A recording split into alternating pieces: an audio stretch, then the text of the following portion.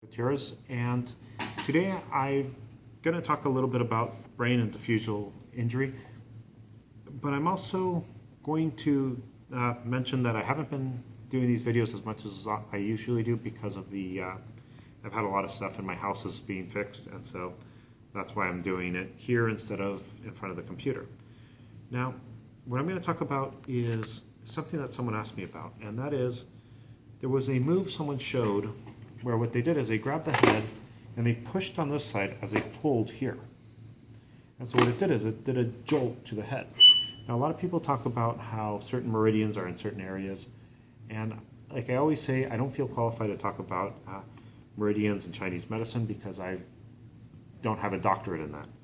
But what I can tell you is the variation, and that has to do with, in Western medicine, what we know about the brain.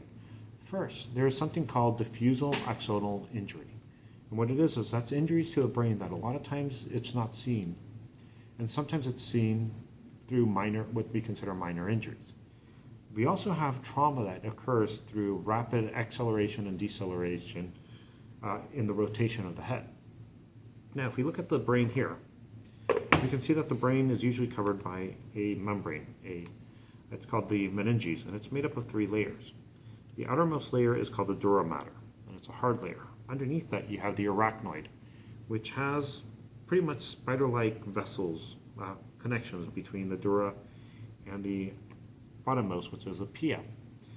And in that area, you have fluid. You do have cerebrospinal fluid. So your brain is actually encased in the skull, then this pad with fluid inside. Now, when you see someone come and hit the head on the side here, and on the jaw here, what you have is you have a rapid acceleration caused by the hitting here and the twisting here.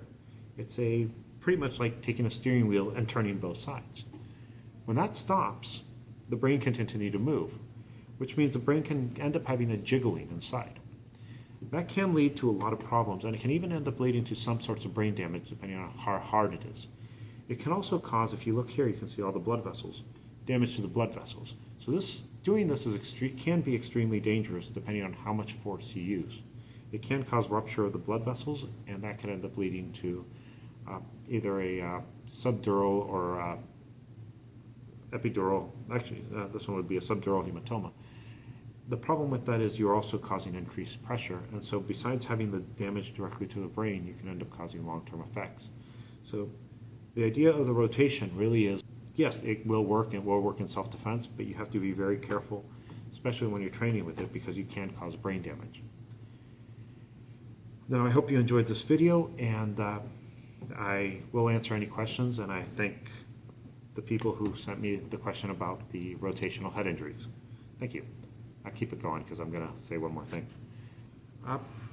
It's been a while since I posted videos. I'm doing this video, which is basically on, what did we record last time? Was it the knee? Yeah. Basically on the damage to the knee. And the reason it's taken me so long is I've been doing a lot of work on my house. I've been trying to get floors and everything done, so it's taken me a lot more time. I do have a couple of books coming out soon, one book coming out soon, and I still have the Serious and the Rarest Things. So if this is something you enjoy, please take it. I also should be having a new version of the lab manual coming out soon.